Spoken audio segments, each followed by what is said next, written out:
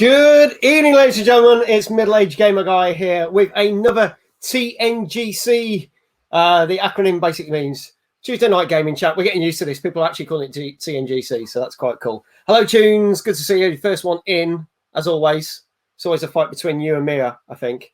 Hope you're well. There you go. And just as I said that, Mia turns up. Hello, Mia. How you doing?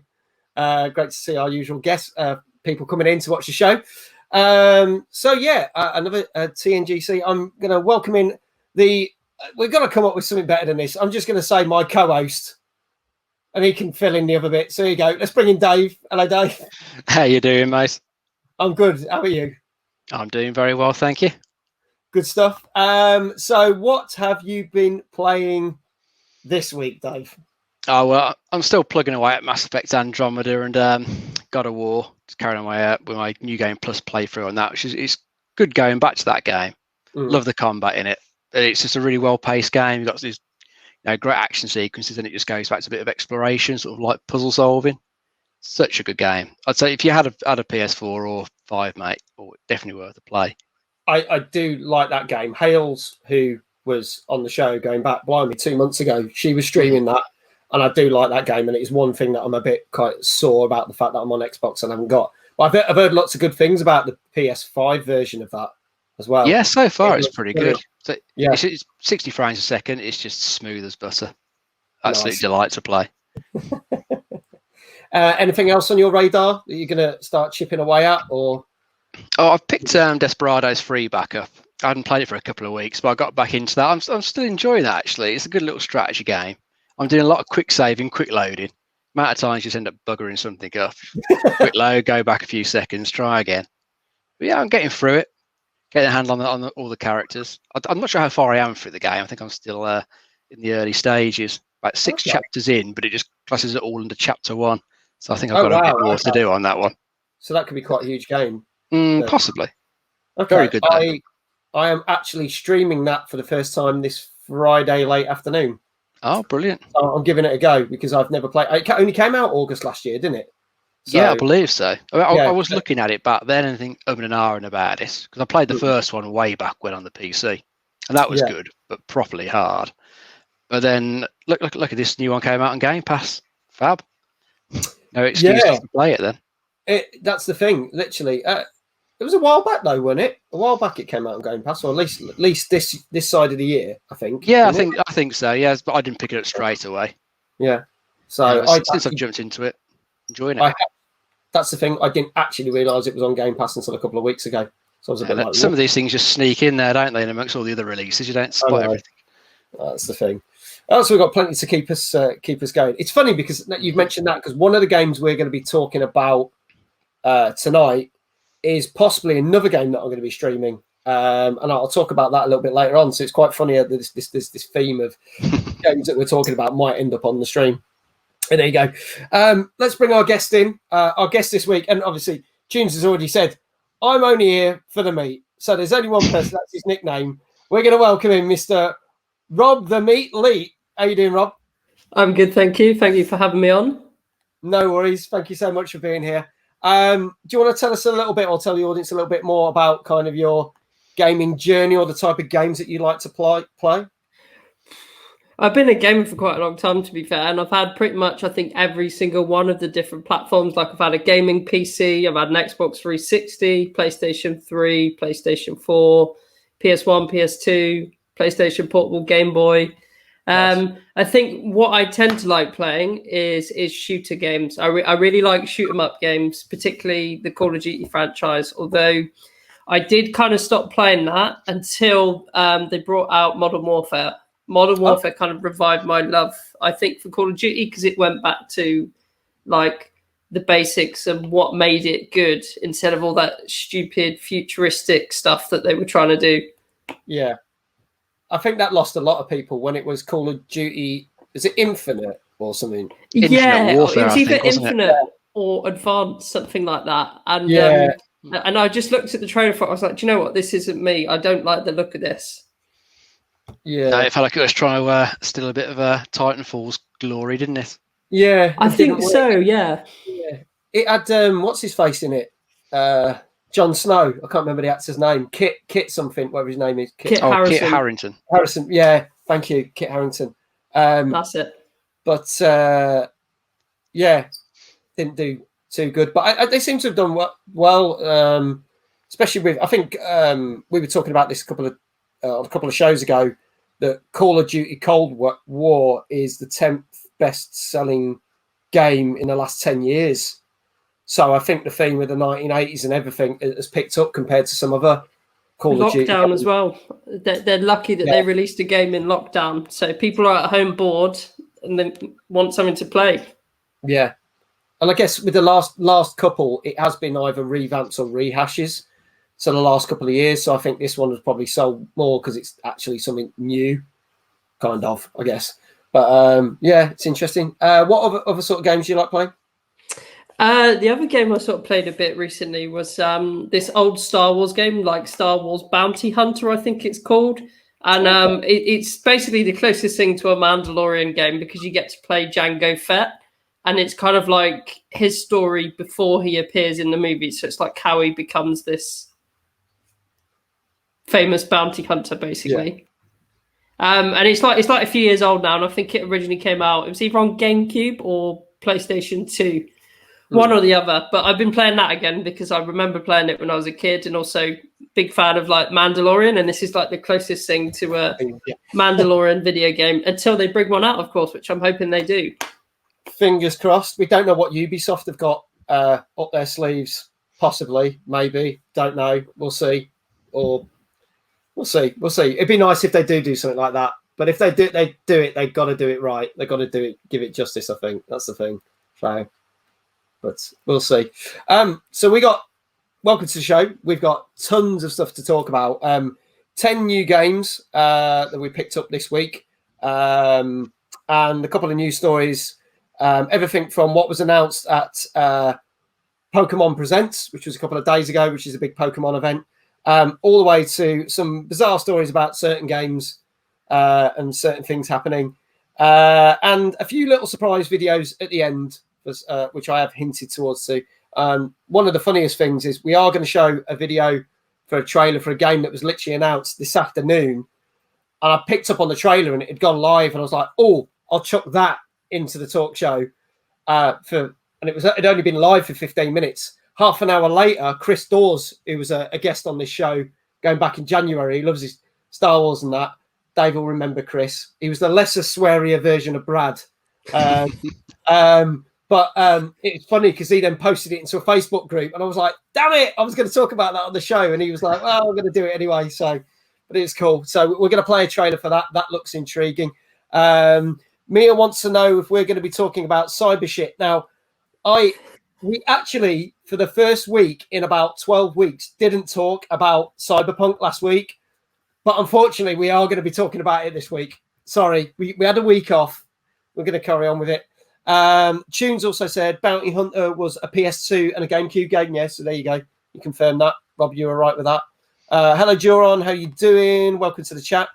Let's get cracking with the show.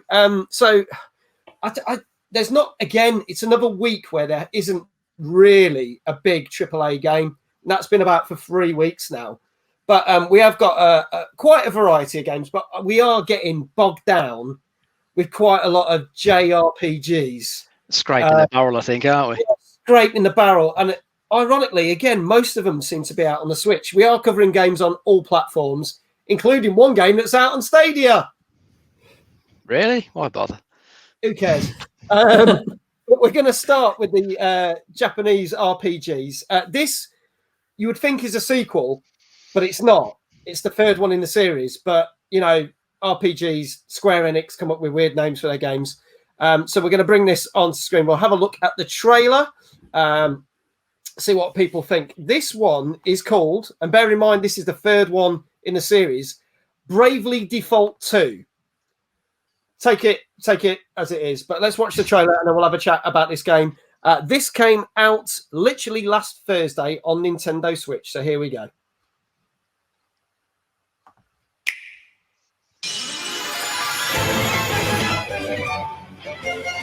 I know full well the duty that awaits me.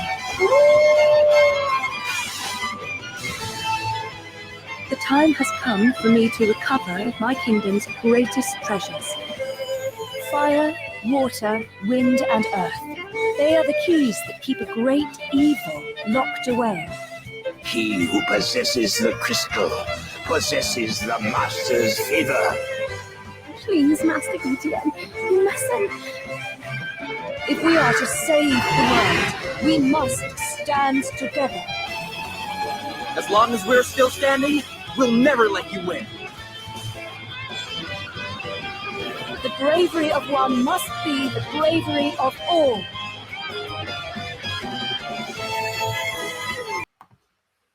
So you go. That is Bravely Default 2. So, I mean, I'm not a fan generally of RPGs. And some Japanese RPGs, I'm going to say now, really get on my tits. For my own sins, I played King's Quest 11 on this channel last Saturday because I like to play different things and give it a try. Probably the most annoying characters in games I have ever played. And I think it's put me off these type of games, but it did make for a very funny stream. Rob, are you into any sort of RPG type games, or is this not? It depends what it is, really. If it's like one of those massive open world type of games, then maybe. But that one that you played on the trailer does not look like my kind of thing. It looks a bit cheesy, if I'm honest. Yeah, they tend to be kind of cutesy and cheesy. Mia's just put in that only people who watch the stream on Saturday will get this. Fucking Gemma, the worst character possibly in a game ever. You wanted to murder her, but the game wouldn't let you. I'm going to have to have a look at your stream then. I know. You watch it. It's funny because I just slagged the game off for 2 hours. If there's any King's Quest 11 fans, I'm not even going to apologise. I don't care. If you love that game, great, but I'm not. Duron saying, Rob looks like a pro gamer. Are you a pro gamer, Rob? I wish.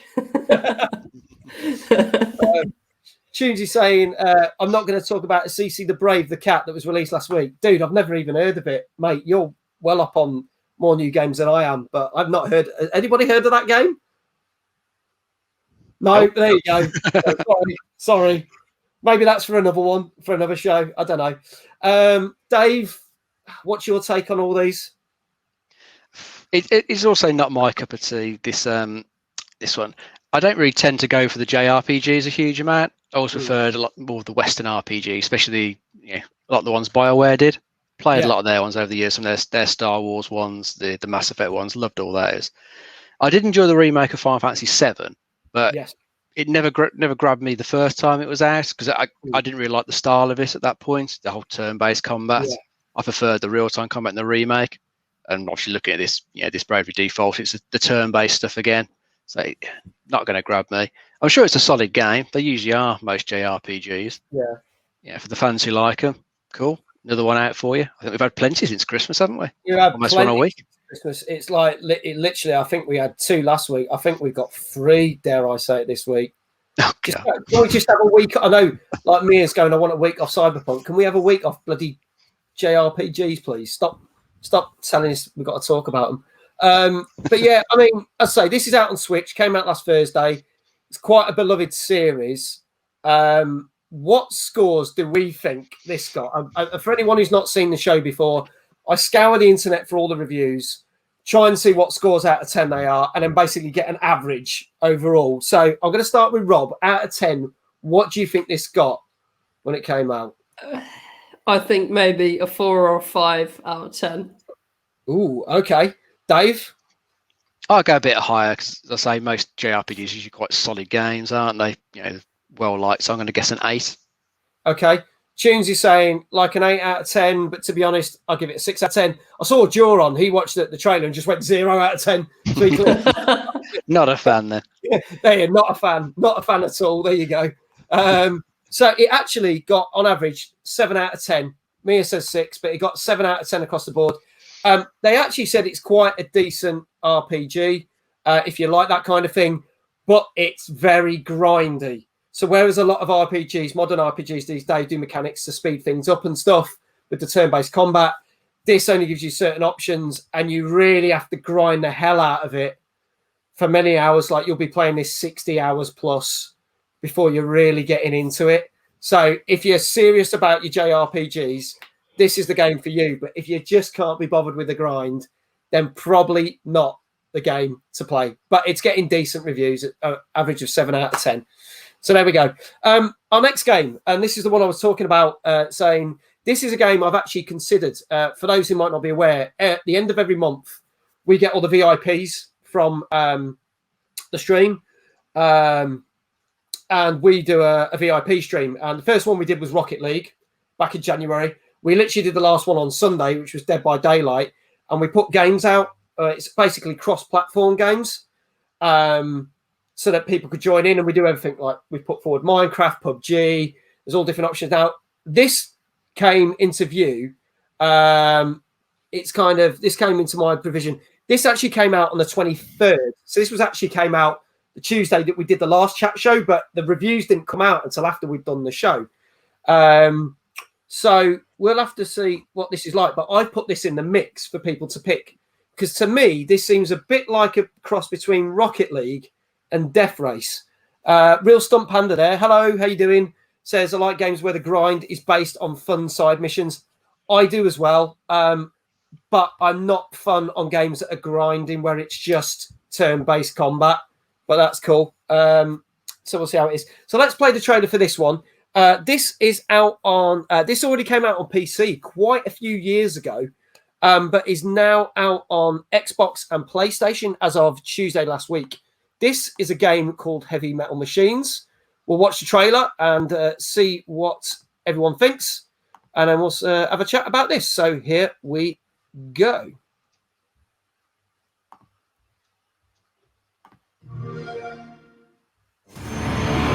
Welcome to Heavy Metal Machines.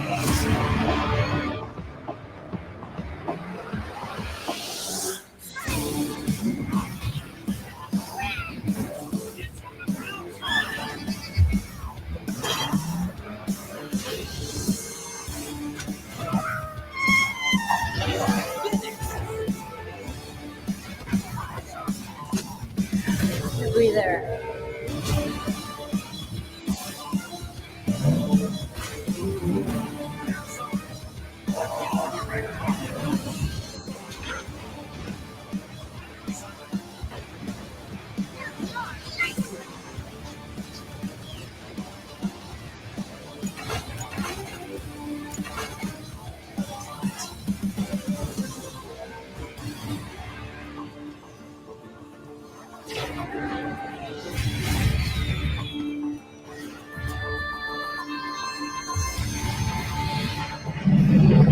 Let the carnage begin! Accept this challenge!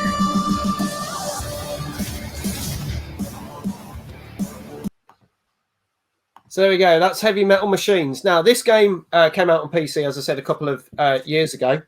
But it's now out on Xbox and PlayStation. It's cross-platform, cross between all platforms. The best bit is it's free to play. So it's just like Rocket League. It's free to play. You can see there's elements of there. Tune said it was like a modern version of Wild Wheels on the Amiga. It reminds me of Micro Machines crossed with Death Race, crossed with Rocket League. So, I mean, I'll start with Dave. What are your thoughts on this? I think it looks like it'd be good fun, especially if you've got a group of your mates playing it. Then it'll be good fun. Just all trying to destroy each other, score goals. Yeah. I think it would be fun in playing it that way. It's not the sort of game I'd jump on and play just on my own against a bunch of randoms, but get a few good mates on for a game. Yeah, I think that could be good fun. Rob, what do you reckon? I agree with Dave. I reckon that looks like good fun. Even I would want to play something like that. I've as I say, that's one of the choices for the VIP stream. And if it don't win, I'll probably stream it anyway. But you can have like up to 8 players, so it's like 4v4. So 8 players on any one game, which seems quite cool. Couple of things that have come in. John reckons 3 out of 10, but like the music. John actually asked, Rob, do you play Counter-Strike if you're into shooting? I used to, back in the day, I used to play Counter-Strike Source, but I never got into CSGO. it's just not something I've got into. Really, I went more down the Call of Duty route rather than that. Okay. John's changed his mind because now he's heard it's free. It's 5 out of 10. There you go. What sort of scores do we? Tunes is giving it a 7 out of 10.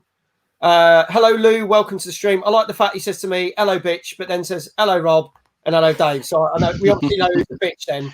Thinks highly of you, then, eh? Cheers. Thanks, mate.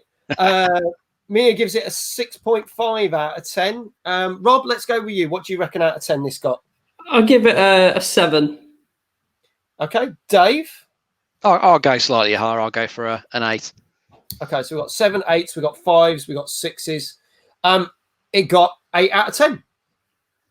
They said it's great fun to play. For the fact it's free, is a bonus. Obviously, there's going to be certain transactions if you want buy certain things, like every free game. But generally, they said it's a great game to play. It came out last Tuesday. I believe that if you play it before the end of this week, you will gain a load of extra content or DLCs or extra cars and bits and pieces and weapons you'd normally have to pay for. So if you want to go check it out, download it now because you will get some extra bits and pieces for it. But that gets a thumbs up. That's an 8 out of 10. So let's talk about some news. A couple of days ago, it was the Pokemon Presents event, which is basically everything to do with Pokemon. It was about a 45, 50-minute event that was broadcasted from Nintendo, celebrating Pokemon's 25th anniversary.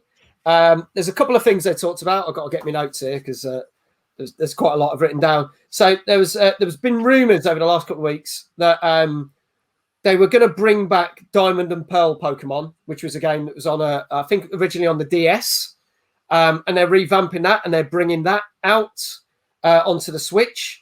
There is also they did a trailer for a brand new game called Pokemon Legends, which is obviously the next big thing that they're gonna bring out.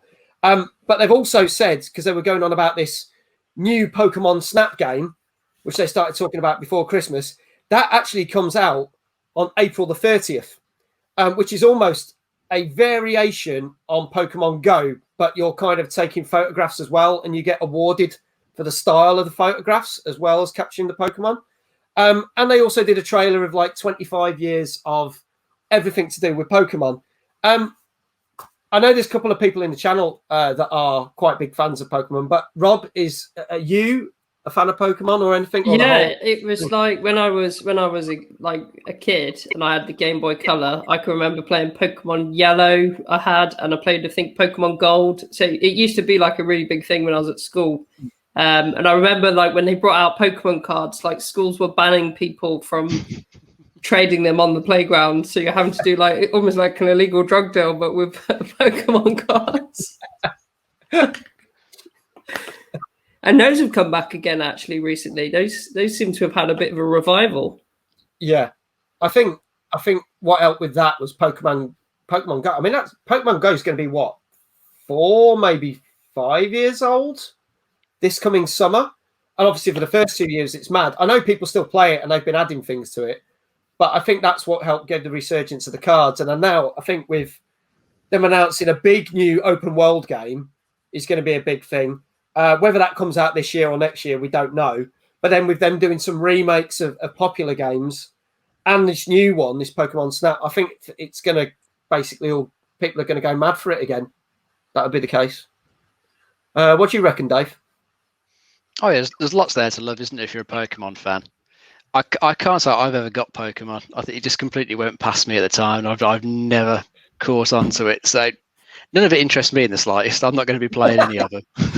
You've never even tried to do a bit of Pokemon Go on the phone and then suddenly go... Never even bothered. Go, that one, or whatever.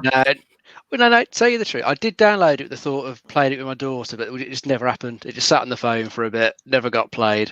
Just scrapped it up in the end. I've never quite got into as much as some people. I know there's one guy I've seen pictures of. I feel he's in Korea or something. He made some special contraption for his bike. He had about 60 phones just all up across it like that, all running Pokemon Go at the same time. And that was proper hardcore, serious Pokemon fan. You'd say that's hardcore, but then there's also a question of like, is he insane? Is insanity still yeah, intact? probably. Can't be something wrong with him. Cut the screws loose here. Yeah.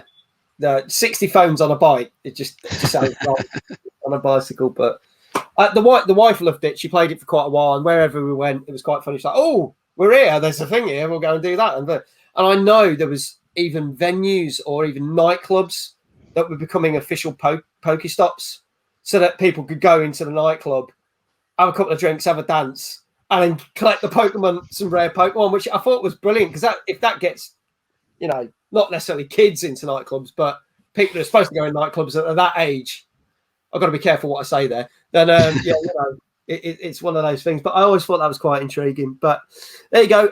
The whole Pokemon event is on YouTube. Just tap it in YouTube. You can find it. It was about a 45-minute event if you want to watch all the announcements, bits and pieces. There was a really cool 5-6 minute video of showing the 25 years of Pokemon and how it's progressed. So if you're interested in your Pokemon, go check that out. Moving straight on to more game reviews. Another game that we just missed us on last Tuesday's show.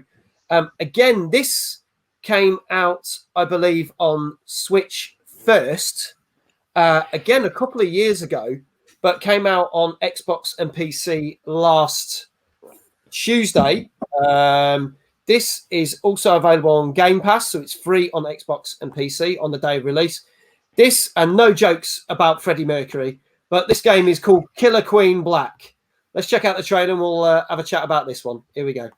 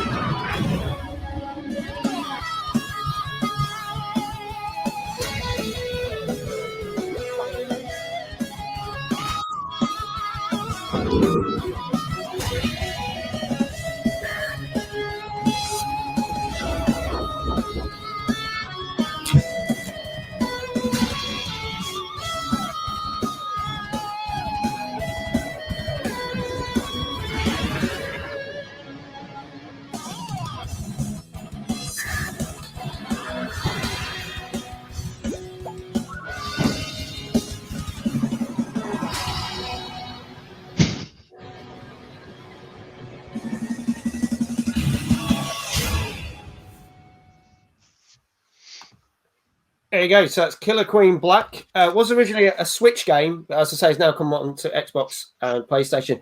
Think of it like Super Smash Brothers is probably the best way to describe this game. It's basically a brawler, but there's different ways that you can win. You can obviously go attack the queen, get rid of all the other enemies, kill the queen. There's the way that you can actually raid their eggs and steal all the eggs, so basically you win that. But there's also the snails at the top of the screen, and as you kill more enemies, your snails progress further along. A bit like those things where you used to throw the balls to get the horse racing thing to get to the end and win a prize. But obviously, the more people you kill, the further your snail goes. So there's 3 different ways to play, so you can be sort of strategic. I'll start with Rob on this one. Have you ever played anything like Super Smash Brothers or anything? Yeah, my brother had a GameCube and we used to play Smash Bros on there. I can't remember which one that was. It was like whatever was the one for GameCube. I want to say Melee. I think you're right with that one. Yeah, sounds about right. Dave will probably put it in the chat in a sec. Yeah, but yeah, it definitely. I think it did remind me of Smash Bros. Dave, what do you reckon? I say it looks okay. It reminds me a bit of an NES game, the graphic style it's gone for. Yeah, But I like the idea. It's got 3 different ways to play it. So even if you're not perhaps particularly good at the combat, you can carry on and go and steal the eggs. Just play that way instead of just going the all combat route. So it's got options for people who aren't as good as other players, by the sound of it. Would I play it? I don't know if I'll ever get around to this one. If I was going to play one of the multiplayer games we've just looked at, I'd probably go for that Heavy Metal Machines more over than this one. Yeah. I've and now Pixie who's just come in. Hello, Pixie. Thanks for dragging one of my mods here. It's quite funny. Discord goes, I've been dragged in, and Pixie goes, sorry, you said you need to return my blog, so I did, because Pixie's just finished her stream. So thanks for popping in. I know Pixie's a big fan of Super Smash Brothers and all those kind of games. I've not really played any of them, but I would give this a go because obviously they're not going to put something like Super Smash Brothers on Xbox, but this might be the closest thing because this was on Switch. As I say, I think about 3 years ago, I think this came out on Switch. So it's been quite a while before it's come out on these other platforms. But yeah, I would give it a go. I'd definitely give it a go. Tunes has definitely confirmed it was Super Smash Brothers Melee, he said. So there we go. Let's get some scores. Duron's come in with his first score. What do we reckon this got out of 10? Duron says 6 out of 10. The anime style music looks cool. Game looks cool, but 6 out of 10. What do we reckon? Dave, I'll start with you. I'll guess a 7 for it, mate. 7. Cheers, Discord. I'll have me a cup of tea. Thanks, mate. Can't have you dying of thirst, can we? Hashtag mod care. My mods make sure, even if no one else claims a thing, they make sure I have a drink or have a stretch or whatever. Bless them. So they look after me. So there you go. Yeah, what do you reckon, Rob? I think same as Dave, a 7. Okay. What do we reckon in the chat? What do we reckon this game's got? I know some of you just missed the trailer. Discord says 7. Jordan says 6. What do you reckon, Tunes? Come on. You're a fountain of knowledge. There's you and the 2 Daves are the fountain of knowledge. I think we'd have to put you in a competition. I think that could be another stream, isn't it? He's thinking 7.5. Okay. I can tell you that, again, the second game in a row to get 8 out of 10. So there you go. It got really good review. They said the combat's great. It's really easy to pick up. The fact that there is 3 different ways to kind of win the matches makes it quite unique. So yeah, it got some really good, and it's a good port. They've ported it over really well. It is interesting because we are going to talk about some other ports that have come from other things that are not so good. But yeah, that gets an 8 out of 10. So if you love your Super Smash Brothers, you can get that on the Switch. It's been out a couple of years, but it came out on Xbox and PC literally Tuesday last week. So go check it out. Our next game is a bit more of a puzzler. This has come out on PC and PlayStation 4 and 5. And if you've got PlayStation Plus, you can literally pick it up on PlayStation Plus for free. I'm going to play a trailer. This is quite a cool game by the looks of it. See if you recognise the lady's voice in this trailer, and you can have a guess who the famous actress is. So I'm going to play this trailer. This one, and I hope I pronounce this correct, is called Maquette. Here we go. Here's the trailer for this one, and we'll see what everyone thinks.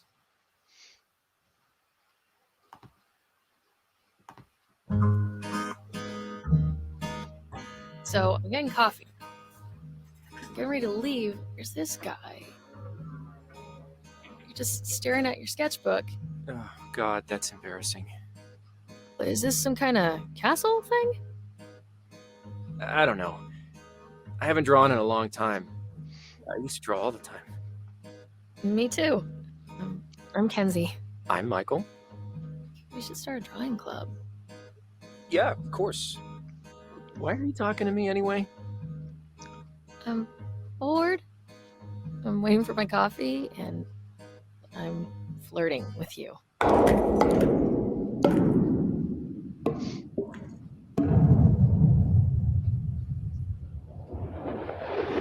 Who are you coming in so close? You might scare me away. But there's no escape, 'cause you're here to stay. Goodbye to the day, wrapped up in tidal waves.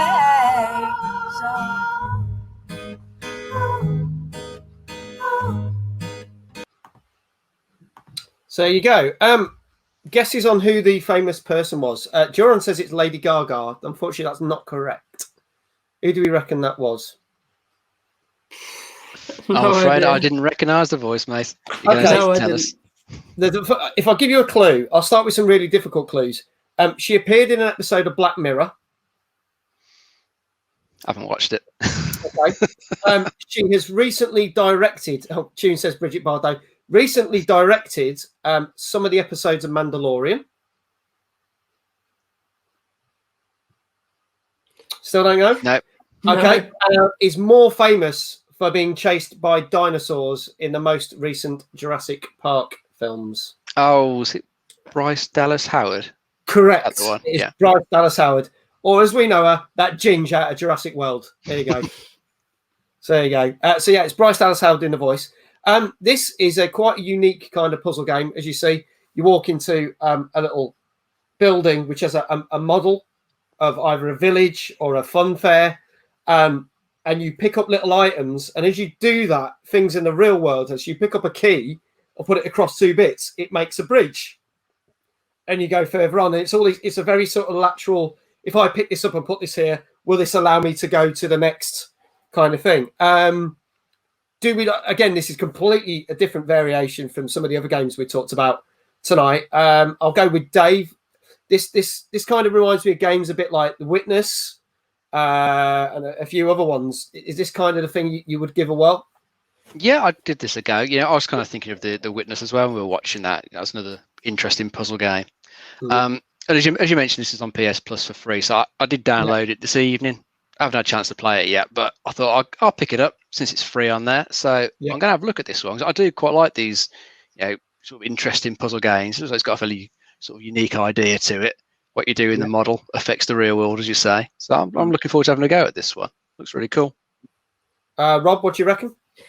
I must be honest, I'm not really a big puzzle game person. If I'm playing like a game where it's got a bit of the level where you've got to do a puzzle, I'm terrible at the puzzles. I usually give it a go myself, and then I'm like, oh, I'm just going to go on YouTube now and find out the solution.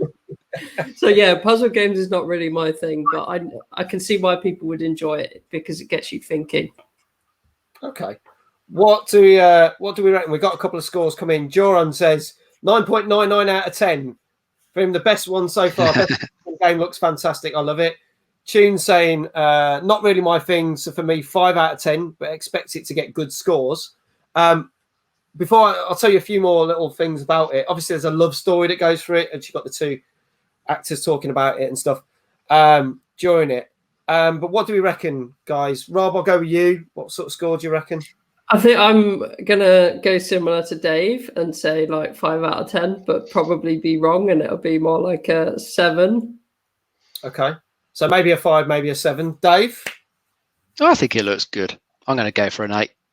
Okay, going for an 8. So I can tell you what they said about the game. They said that it's really clever in the way that they do the puzzles. However, as the game goes on, it doesn't really change it up much. There's only a few little things that the puzzle style changes. You can't run in the game. So there's some elements where you have to walk quite far distances, which can be annoying because it's quite a slow pace. They've said the story's great. It looks fantastic. But it is a bit of an easier version of other games that are already out there of it. It got 7 out of 10. 7 out of 10 across the board. So it's a good game, just not quite good enough to set the world on fire, unfortunately. I say that literally came out today, and it came out on PC, PS4 and PS5. And if you've got PlayStation Plus, you can get it for free on PS. So that's quite cool. So do you know what? If it's another free game, you can get it. Check it out. Moving on. A bit of sad news for some people who do like this game. Going to talk about the game Anthem, which was just about to celebrate its second, well, it probably has just celebrated its second anniversary. So it came out in 2019. It was a massively hyped game by BioWare and EA. However, a couple of weeks ago, we reported on the show that things were not looking good for it, and that BioWare were considering basically dropping the game and dropping the support for the game. And they would make a decision in a couple of weeks. Well, they made that decision over the weekend. BioWare have turned around and said, the game will still exist. You can still play it, but we are no longer going to support it. We are not going to sort any more bugs or issues with it. We are not going to support any more DLC. We are leaving it as it is, which basically means once people stop playing it, they will shut down the servers. Now, we will have to see how quickly that will happen. But for a game that's had a lot of problems, when the original alpha testing came out, it wasn't great. They really, just like Cyberpunk, they hyped this up to be the next big thing. It looked amazing from the E3 things. I didn't play the alpha, but apparently it was so-so. There was a lot of crashes with the alpha testing, and people said you could even tell when it was going to crash, so you could load your game because it looked that bad that you go, oh, it's doing that thing again, so I'll shut your game down and I'll come back. I actually played this with Discord on the beta, and felt quite let down and didn't think it was that great. I know Discord played it for quite a while, but it wasn't anything that special. And I think that was it. Once you played it, it wasn't that great. And they said they took a long time getting to stuff. So when it got to the first Christmas, they did Christmas decorations like most games do. You know, Sea of Thieves does it, and all like bloody Fortnite do it. There's Christmas decorations. It took them until March to take the Christmas decorations out of the game. There's been numerous problems with it. They should have just left them up to the following Christmas. It was that late. They tried to get it up and running and put new content to keep the fans happy, but they basically said, due to the problems we were having with the game, and this was pre-COVID, I think they'd already kind of gone, this game is not going to survive. And then COVID happened, and they basically went, it's been even more difficult to rectify the problems. And they basically said they're not going to do anything more, and they're going to focus their attentions on the new Dragon Age game and the new Mass Effect game. So what do we think about this? Is this sad? Is this kind of inevitable? I can't even say that. Inevitable? What do people reckon? Dave, do you want to kick us off with this? I think for this game, it unfortunately was inevitable, wasn't it? It was EA trying to get their sort of piece of the Destiny pie, trying to make that same sort of online shooter game that would keep people coming back for ages, and it just didn't work because they got BioWare to do it. It wasn't the type of genre they were used to. It was at the time when EA were forcing all the studios to use the Frostbite engine, which was made for Battlefield, but not for this particular type of game. So they had, I remember reading there was lots of problems with the engine, and I think it had management problems all the way through. No decisions were getting made, so it just turned out as it turned out. And considering everyone found out it was crap pretty much straight away, the numbers died off. I don't think anything they could have done would have really brought the numbers back. It's not like it had a big, well-known name behind it, like say Final Fantasy, because Final Fantasy 14 that had loads of problems when that came out. That MMORPG. But that did make a huge comeback, and it's still doing well to this day. But that had that big name behind it that people were still interested in. Lots of people knew. Anthem had kind of just got into the background for the majority of people. No one was that interested. That's the thing. I really hoped. When I saw the trailers for it, I thought this is gonna be great. The fact you can fly around like Iron Man. It looked good in those trailers. And then I played the beta. I never even bothered. And do you know what? It showed how badly it was selling, because normally anything that comes onto EA Play or EA Access, if it's a really good game, it might take 2 years before they start giving it away for free. A game that does fairly well, it's about a year. Literally 6 months later, it was on EA Access, free to play. And that says to me they were just trying to get people on it to try and build up the thing. I mean, Lou's just popped up and said, God, no, not another Battlefront 2. But it is EA again, EA, the curse of EA. EA were going to do more DLC and stuff for Star Wars Battlefront 2, and they just went, no, and they dropped it. It's still there. It exists. It's still popular. The servers are up and running. I don't see this being anywhere near as popular. Hello, Walker, by the way. You tuned in. Good to see you. All the way from Australia. But yeah, Rob, what do you think? Was this something you were hyped for, or you might have played? I don't think I ever even played it. I vaguely remember seeing the trailers for it, but I don't think I ever even played it. But I think EA have this tendency of ruining games like they did with Star Wars. Yeah, it's a thing. All those crates and stuff like that. Yeah. Yeah, it didn't work out well for him. I think one bit of silver lining sort of came out the back end of this was it's made EA do a bit of a rethink, and they're pulling out all sort of multiplayer stuff that they were going to force into Dragon Age 4. So Yeah. it's going to leave it as a single player game, which is a good idea because that's Yeah. what the Dragon Age fans want. We don't all want all this online shitting all the time. It doesn't need to be in every fucking game. I think they're finally coming round to learning from their mistakes, even though it's taken them years to get stuff right. But I think, as I said, they've kind of blamed COVID for the fact that they haven't been able to do what they wanted to do with it. But be honest, I think that game was on the ropes even before COVID hit, and I think they just try to hang on to it. But it's there. It'll be interesting to see how long they keep the servers going for.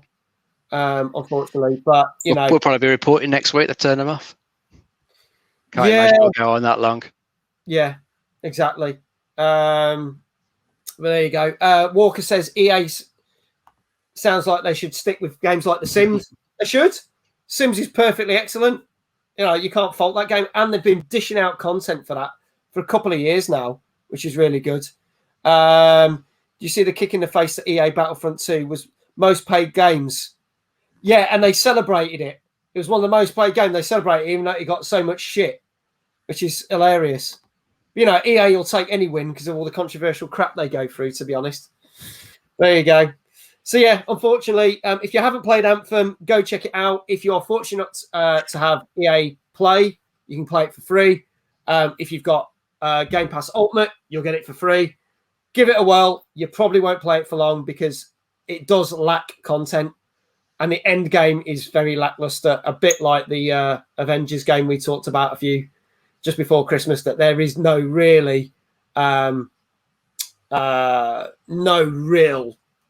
end game to it. It's just rinse and repeat, unfortunately. Discord says, can we have the yellow lights on? Any particular reason, Discord? Let me know, and then I'll see what I can do for you. So let's talk about a few more games. Now, another Japanese game here. Oh, no. Yeah. Now, this one has been ported from the PC. This came out on Thursday last week. So it's been out on PC for quite a few years, but has now been ported to the Switch. Let's check out this game, and you're going to tell it's a totally Japanese game because we're going with the trailers on this one. You'll explain everything. This is a game called Forward to the Sky. Enjoy the beautiful singing on this one. You're going to love this one, I promise. Here we go. Forward to the Sky on Nintendo Switch came out last Thursday. Here's the trailer.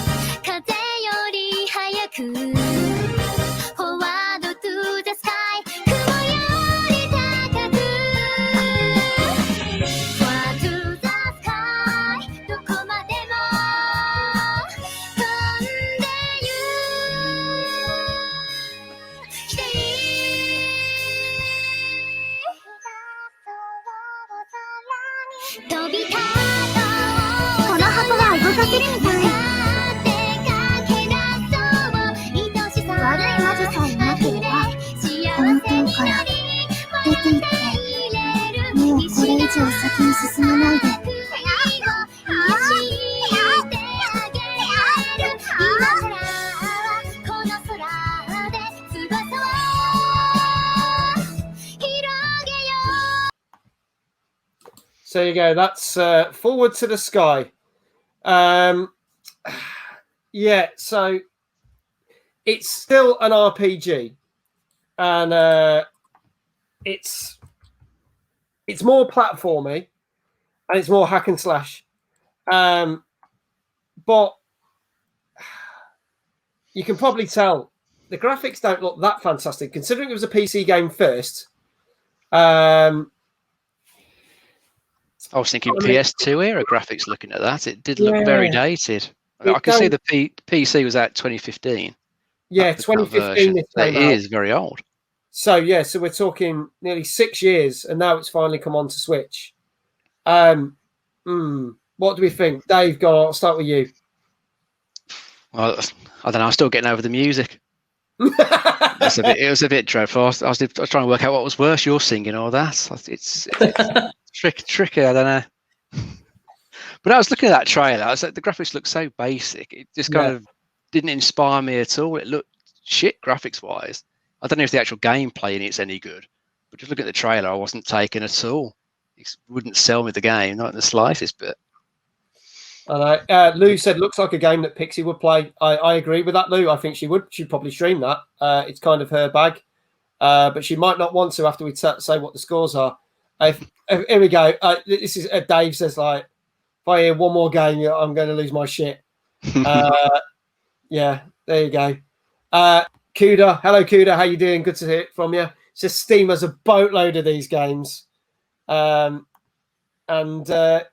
it's just worse graphics. Rob, what do you think of this?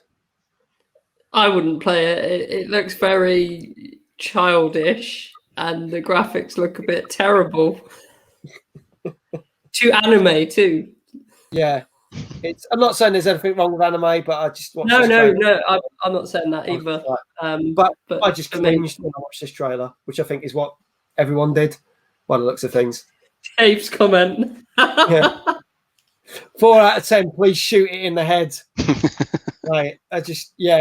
What scores do we reckon, chat? Drop your scores in. I'm going to ask Rob, what do you think this got out of 10?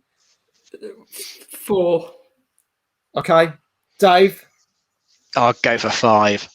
Okay. Discord reckons it's a 3. Lou says it literally looks like Spyro, what my 6-year-old sister played. 1 out of 10.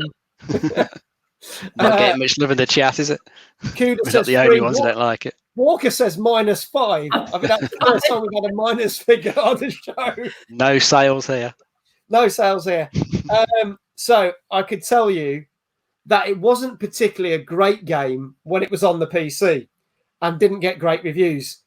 And they pretty much bodged the port of it to actually make it worse. So it literally gets a 5 out of 10 on most of the reviews. They've said it's very basic. The graphics are clunky. The game, even the combat and stuff is clunky. You could even see when you had those puzzles with the blades, the character moves very clunkish. It's just not great. It's average. There's worse games out of there, but it's a 5 out of 10.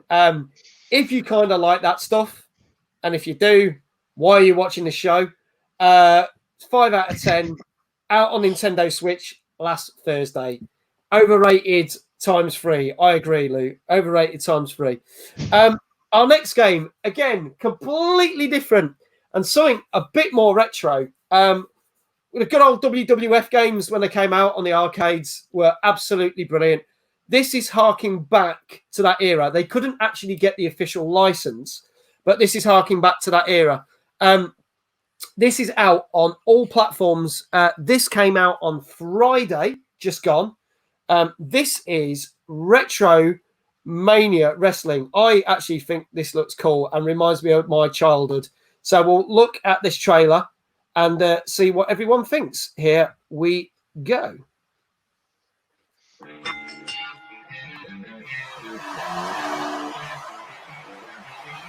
Welcome to Retro Mania Wrestling!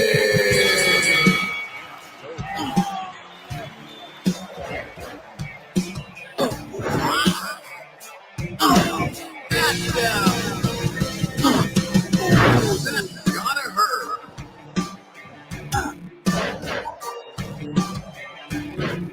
Over 15 unique arenas!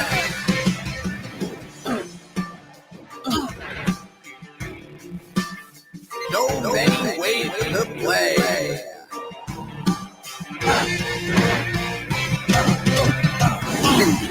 16 wrestlers from yesterday and today.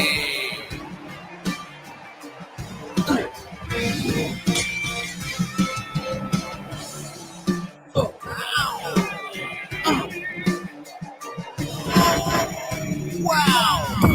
8 wrestlers in the ring at once.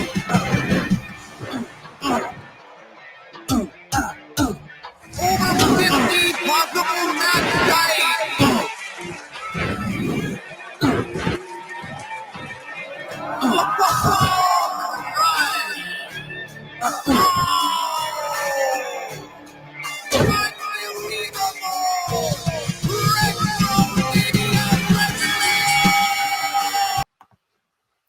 So there you go. That's Retro Mania Wrestling. Was any of this hurting anybody's ears? Because Lou was going, "Oh, my ears, the echo." Was it just absolutely insane? I'd turn the volume down a bit, if I'm honest. Yeah, maybe a bit OTT on that. Walker says, reminds me of an arcade game from the 80s. I think that's the thing they're going for, 80s and 90s arcades. Tune says, so I have this. It's the official follow-up to the WrestleFest arcade game, and I love it. It was proper nostalgia feels. I'd say it looks more Super Nintendo than Nintendo, but it does remind me of those arcade wrestling games. I would play this for a laugh. The fact that it's got a number of different modes. They haven't got the official license, but you can see there's certain characters that look like famous wrestlers from the past.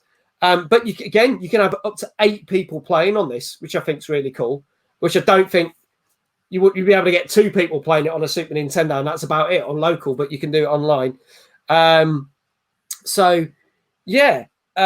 This looks really cool. Rob, is this your kind of thing? I think I'd play it. It does look like it could be quite fun. Reminds me of some of those like old arcade wrestling type of games, really. I think I have played something like that before. Yeah. Have you ever played it on the arcade, or would you play something on like one of the consoles?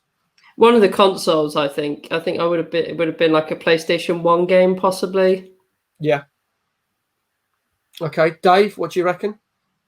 I think it looked quite nice. It scratches that retro itch, doesn't it? Looks just like how I remember the Super Nintendo wrestling games looking. It looks just like those. It's probably got to be a bit better than the recent AAA wrestling games as well, because I think, wasn't it last year as well? That was an absolute bug fest, and then this year they're going with some weird cartoony effect version that looks shit. Yeah.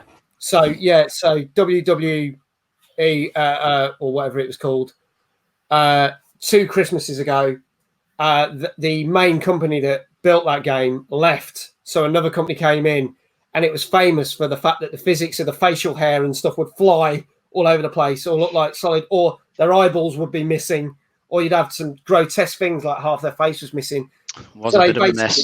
It was an absolute mess, and it was one of the funniest games. It got like in the top 10 worst games of the year. Then they brought out the comedy kind of game to make up for it, but it was very limited to what you could do because all the characters did the same thing. It was fun, but you'd play it and probably put it down. So this to me seems a lot better. It's got a lot more different modes in it, a lot more different things more involved. It seems to me, again, like it looks a very polished version of a Super Nintendo game or Mega Drive game. I think it looks great. If it's got cross-platform support, you can maybe put it into a VIP stream, possibly. Possibly. That'd be a good one for that, wouldn't it? Get 8 players in, tag team. Well, this came out on Friday and is out for PlayStation, Xbox, PC, and Switch. It came out on all platforms last Friday. So, what do we reckon this gets? Tune says this is a 9 out of 10 for me.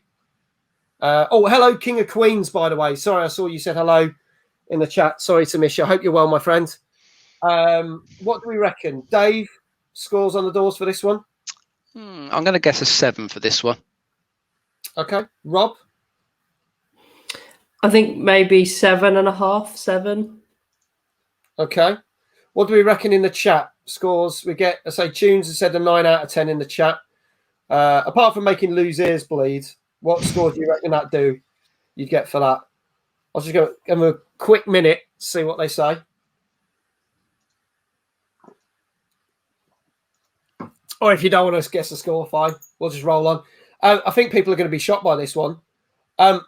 This is one of 2 of the highest scoring games we are going to talk about tonight. So bearing in mind we've already had a couple of 8s, this got a 9 out of 10. Oh, wow. Dave was right. Yeah, there you go. Walker says 5 for me, not my thing, but better than the last one. Yeah, definitely better than Forward to the Sky. Tunes, in with it. Boom. There you go. So there we go. So obviously, Rob, we talked about the fact that you're a big Call of Duty fan and so much that you come into it. We're going to talk about a news story that came out this week, which is, I think, is quite funny. That for Call of Duty fans, obviously they've been a bit spoiled with Warzone coming out last year with the free-to-play, and then obviously Call of Duty Cold War. It has been said that if you have both those games and have all the DLC packs and all the maps and everything, you will not be able to fit anything else on your PlayStation 4 and your PlayStation 5. And not only that, you probably won't be able to fit both of them on either. So you will only be able to fit one game on your console. That's a bit shit. Now, there's been no talk of the fact that does this work in the same way on the Xbox version. And obviously, it doesn't really count for PCs because it depends what kind of hard drive you got on your PC, how big your hard drive is. But that's quite shocking. And they've actually had to turn around and say, like Activision have actually said, what we suggest is if you're not playing all the maps and you're not using everything, delete some of it because then you might be able to fit both on. But then if you do that, then you only got 2 games on your PlayStation. So do you know what I did to get around it? I have Cold War, Modern Warfare, and obviously Warzone is included as part of that. Yeah. I got an external hard drive. So I got, I think it's like 2 terabytes or something like that. And now I basically can have more games because some of them are stored on the actual PlayStation itself. Some are stored on the external hard drive. So I've had no problems with any of the updates, really, meaning that I can't have anything on there because I've got an external hard drive. So that's the solution to that. Yeah. Just get an external hard drive. Problem solved. I think we talked about this when the PlayStation 5 came out, is out the 2 new consoles, it had the slightly smaller hard drive. But even we said both the Xbox Series X and the PlayStation 5, the hard drives weren't as big as people were expecting. So I think, if you've got a game that's that big, you need to get an external hard drive. Discord said the PlayStation storage is terrible. That's why he got rid of his. But yeah, external hard drives are definitely the way. But Dave, do you reckon that we've seen some big games. I can give you a great example, which is something we stream a lot, Sea of Thieves. When Sea of Thieves got into nearly its 2nd year anniversary, that game was a monster, like the size of it. But they actually did some rejigging. So actually, when they did the next update, it shrunk the game size, but kept all the content. Do you think that they could go that route with COD as well? Or should they go down that route? I think they should do, because, space is a premium. It gets to be a bit more problematic on the new consoles when we're going to move on to the games being just for those consoles. And they need the SSD to run. To expand those SSDs, you're looking at well over £200, aren't you, on both platforms? Yeah. Even though you can't do it on PS5 yet, it will still be the same, like well over £200 to expand the storage. And they do that. So you can't just get any old, hard drive and play the game from it. You can probably shove it on there out the way, but not play it from there. So it will get a bit problematic for people, this limitation on space. It seems a bit unfair. You just got this popular franchise that is just monopolising your space.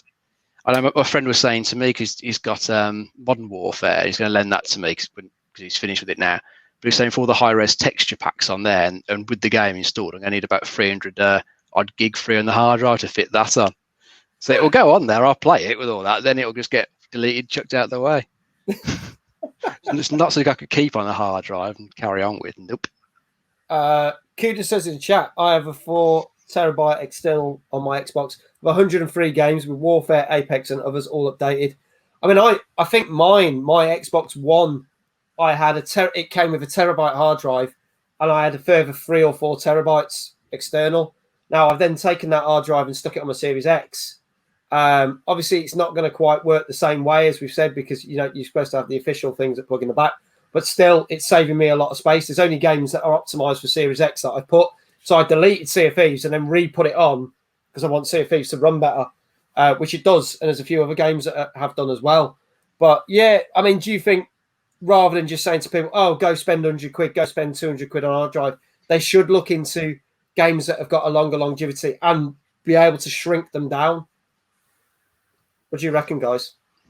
Yeah, I think they should do. They should perhaps look at other options as well. Maybe they can do slightly different levels of graphic packs as well. So if you don't want the full fat graphics, you could stuff that off and just have, a medium or a lower res one that's a smaller size. That's another option they could do. I think they do let you pick the modes, but I think you're kind of stuck with Warfare on there, even though you don't want it. Does that come down as part of Or was it Modern Warfare? You stuck Yeah, Warzone as well. It comes with it. Warzone kind of comes with it included as part of Modern Warfare. It's not like a separate thing. And then what they did when they brought out Cold War was they sort of combined the two games. So basically Warzone got integrated with Cold War too. Yeah, they could do is sort of splitting that out so you don't have to keep all of it there if you don't want to. I think it would probably help as well. Some of the platform holders improve their patching system. So I did read on PlayStation 4. I think it was a 17 gig patch, but you still needed 100 gig free for the system to be able to deal with the patch. Sort of itself, which is a bit ridiculous. But it's not just that game. I know the Call of Duty that came out for VR, it doesn't need 300 gig on your hard drive once it's installed, but it needs slightly more than 300 gig during the whole installation process. It's just getting a bit ridiculous now because not everyone has got that amount of space. No. While we're on the subject of patches as well, they had all sorts of problems with the last update for Call of Duty where the XP basically broke and like weapons weren't leveling up and there was no hit markers, stuff like that. And then they seem to have patched that now with this new update that came up last week, I think it was. That was annoying. It's annoying when things like that happen. Kuda was saying, well, actually, Discord says I use a 1 terabyte on a 1S and a 1 terabyte on external. Kuda also says use an external and you can take your games to play somewhere else. Also, only way to share loan downloaded games to friends. Very true. Even though they are changing that technology because there's some games that you can get that you buy and you can share with your friends and they don't need to buy a copy. And we're seeing more and more of that these days. I'm sure one of the games we've talked about today does that. And I've got a funny feeling it's that Bravely Default 2 that you can do that. You don't necessarily need a copy on the Switch. You send a code and then someone can join in or something. So I think that's quite a clever thing to be. So that might be the future of stuff. But we'll see. So if you're a COD fan, just get an external hard drive. That'll sort you out. That'll deal with that until we get the proper PlayStation 5 hard drives or whatever that we're waiting on. Onto some more games. Now, this one's a bit of an odd one because this was announced literally a couple of weeks ago. And they said it was due to come out this week. But the reviews came out for it. And then the trailers came out and said, oh, no, it's coming out on April the 6th now. Now, that I don't take of what you do with that. You know, the reviews came out and then they've said, oh, it's coming out. I'll let you think about that for a minute. This is a bit of an odd space adventure game. This is coming out on, as I say, not until April the 6th, but the reviews are out, so we're going to talk about it this week. It's out on Xbox One, PlayStation 4 and Switch, so it's not on the newer generation consoles. And it's this is called Breath Edge. So we'll check out the trailer for this. And it's a bit of an obscure trailer, but you'll get a feel for the game once it gets going. And we'll have a little chat about that. Here we go.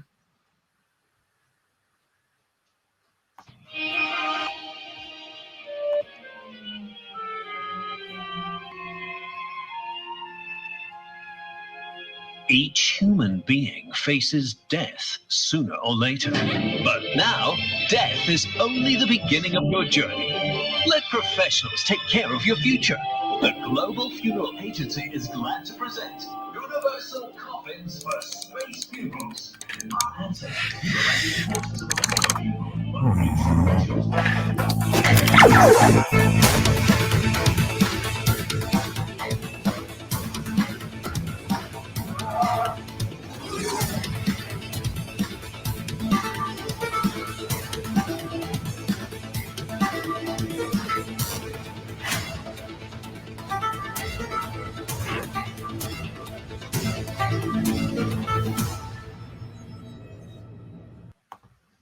There you go. That's Breath Edge. So weirdly, all the reviews came out, as I said, and then they said it's coming out on April the 6th now. It's basically a survival in space game. There's little elements of building your space station, keeping you surviving, going after the enemies, and basically just got to get away from the place. A survival game. It takes the piss out of other survival space games. So it's very apparently self-aware. Dave, I'll start with you. What do you think your thoughts are on this? Well, when that trailer first started, it just really made me think of Fallout, the way it was doing that sort of old style live action stuff, very retro, very Fallout it felt. But then, it just looks like a lot of the other survival games that you've got out at the moment, which I know it's a massive genre, isn't it, on PC? I think Valheim's another one that's come out recently. It's been absolutely massive. So this one's going into a bit of a crowded market. I quite like the look of the sort of the space setting for it. That would pull me in a bit more than some of the other ones. I do quite like a good sort of sci-fi adventure, especially where it's sort of sci-fi, but it's gone wrong in space and you've got to figure out how to survive. That would tend to pull me in a bit more. So I might have a look at it. I can see it's actually out on PC. So it came out PC last week. So that's like, the consoles have been delayed a bit.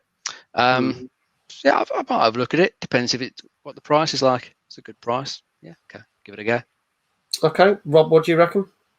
I was thinking the same as Dave, in that it had like definite Fallout vibes when it first started, and kind of reminded me a bit of like the first couple of episodes of WandaVision with that style. The other vibe I got from it initially was BioShock. Like it kind of reminded me slightly of BioShock, and then when it got further on, I'm like, actually, no, this is nothing like that at all. It had certain So, what do we reckon the scores are, chat? Give us a shout. Discord says it looks like Elite Dangerous with worse graphics and base building. Tunes has played the PC version of it, which we said obviously did come out last week. I played this for about half an hour. Didn't grab me. I need to give it more time to see if I like it or not. Kuda's going with a 7. Dave, what do you reckon? I think I'm going to go with a 7 as well. Okay. Rob? Same as Dave, a 7. Okay, a 7. I can tell you, Tune says, based on what I played, 6 out of 10, hoping it'll get better. They did say for a game that takes the piss out of its own genre, it falls into the traps of the genre that it's taking the piss out of. So it's not as clever as it thinks. It doesn't really get that interesting. And the only thing that they say it's going for it is the way the mechanics work, how you float through space. So we've had other games that have had gravity defying things, but they've said it is one of the best games that has how you can basically float through space and the way it works. We've seen other games do it like that, like Prey and stuff, but they've said that's one of the best. However, that hasn't stopped it from getting a 5 out of 10. Ooh, that bad. Good. Now, whether they do anything with it is the worst one we talked about, and I can tell you now that is that and Forward to the Sky are the worst games we will have talked about. But yeah, whether they're going to try and do anything to fix it, because the reviews came out. Tune says maybe I'll just uninstall it. Probably for the best. Choice, right? It makes me wonder that they've kind of gone, shit, it's got bad reviews, we've got a month to sort this. Or they've just gone, do you know what? We've got it out on PC. This is coming out a month later. It is what it is. So we'll see. But yeah, unfortunately, a 5 out of 10 for that one. I like the trailer on that. It had my interest, and then I read all the reviews. It was like, nah, I ain't going to bother with that. But there you go. So, on to another one. Here we go with more of the same type of thing. This one is out on Switch. This came out yesterday. This is part of a series. More games of ilk that we're probably driving us round the bend. But here we go. Again, this, I believe, is a port from a PC game. But there are plenty of other games like this on the Switch. This one is Harvest Moon One World. We'll look at the trailer and see what we think. So here we go. Rated E for everyone.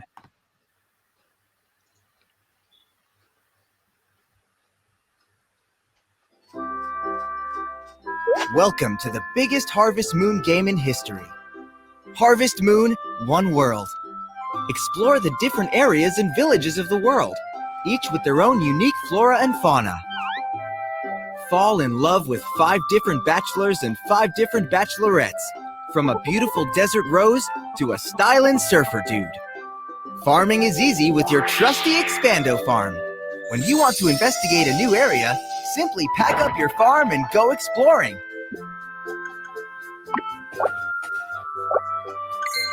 take care of tons of animals, from the traditional to the exotic. Chickens, cows, and sheep await, as well as camels, reindeer, and more. Unlock new seeds by finding harvest wisps. Not all of them will be easy to find, though. How many will you be able to uncover? How you spend your day is entirely up to you. Go fishing, plant crops, or even participate in festivals. Harvest Moon, One World. Available March 2nd, 2021. There we go. So it is, again, a bit of an RPG. It's part of a series. Tune said it doesn't look much different from Harvest Moon Light of Hope, which was on the PS4. It's part of the same series, mate. So it's practically in the same series. It is an RPG, anime style again. However, I don't know whether this is a good thing or a bad thing. It has farming elements in it, and you can raise animals and grow crops, very much to like Stardew Valley, like, again, I think Tune said. But it also has dating simulator elements to it. Woo! Why? It's a farming simulator. Why would you have dating things in it? It's insane. But there you go. So, Dave, what do you reckon? I'll start with you, because I think Rob's just had his dinner delivered. I thought it looked boring. I think it needs more guns, more violence to it. Look fucking dull as dishwater to me. I could probably see it appealing to people who like stuff like Animal Crossing, where you've got sort of, stuff that you've got to do during the daytime. Characters go and talk to. Could be something my daughter might like, but for me, no, it looked absolutely awful. Wouldn't touch it with a barge pole. Rob, what do you reckon? I don't think it's for me. It does look very Animal Crossing vibes, and that's not really my type of game. So I won't be playing it. And it's just not for me, really. It's not my type of thing. Okay. What do we reckon it'll get in the chat? Disco's already said he reckons a 6 out of 10, possibly. Tune said I'm a hard pass on this, but I reckon it's probably got to be a 7 out of 10. I think people from Animal Crossing probably would enjoy this. Why there's a dating thing, I don't know. I think that's just doing the farming would be boring. Well, yeah, true. So go to liven it up. Go date another farmer or something. I don't know. But there you go. So I can tell you now, this got 6 out of 10 on the scores. I said it's a perfectly fine game, but if you're not into that kind of game, you probably won't appreciate it. It's a better port than, say, something Forward to the Sky. But it is what it is. There are other better games out there, such as Animal Crossing and obviously Stardew Valley. What Dave says is what Dave's saying is that it seems today that all you see is violence in movies and sex on TV. Yeah, I know. Yeah. Love the reference. There we go. So 6 out of 10. So it's that time of the show where we managed to escape it last week, but we're not going to escape it this week. Do you want to make sure Mia's listening to this bit? If Mia's, I know she's playing Sea of Thieves at the moment because she said, but does Mia want to tune in for this bit? Because we're going to talk about Cyberpunk yet again. It's been out for 12 weeks now. And lo and behold, I was banging on about this. We didn't talk about it on the show last week because we wanted to see whether this was going to happen or not. But CD Projekt Red, back in January, said, we fucked up. We're doing this. We played their apology video on this show. And they said, this is what we're going to do. Just like Boris's plan for the coronavirus, there was a roadmap. There was a roadmap to get Cyberpunk back out there, and they fucked it up. They have fucked it up because there was supposed to be a big update in January, and what we got was 4 little 15 gigabyte updates. One of them, which had a game-breaking bug in it, which then they had to then refix. And then we were supposed to get the big update in February, and we waited, and we waited, and we got to Sunday, and we got to Monday, and it's March, and it's literally there's nothing there. They haven't done it.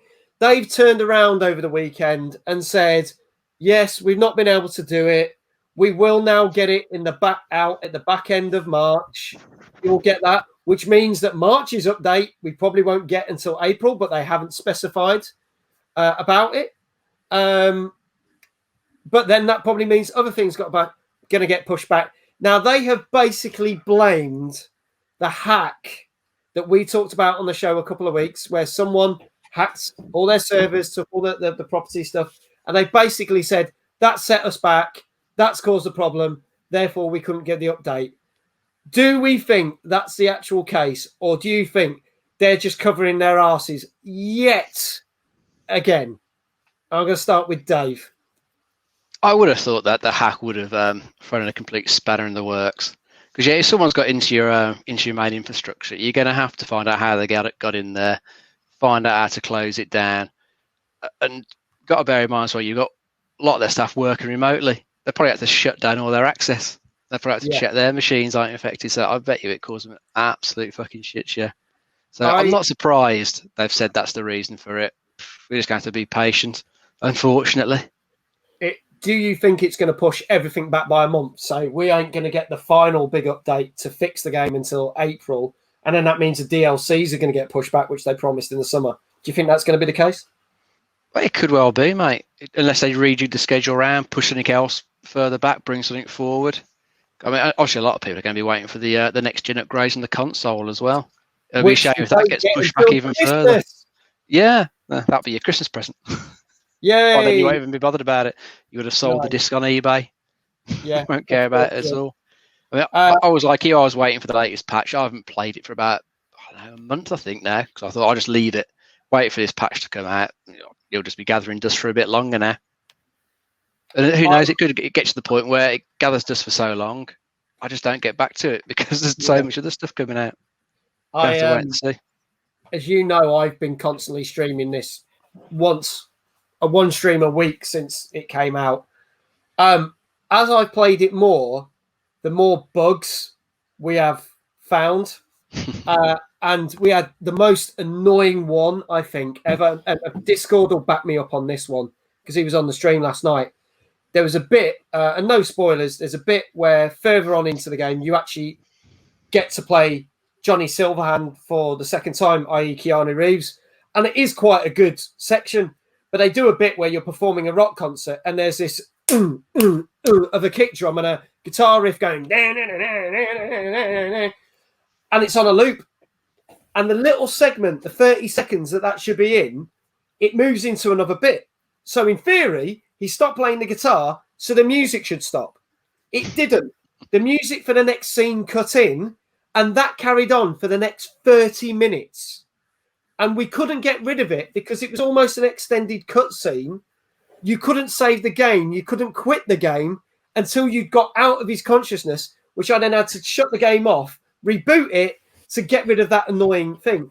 I mean, Discord just said it was fucking as annoying as hell. And it was, because all you heard was this kick drum going, for 30 minutes.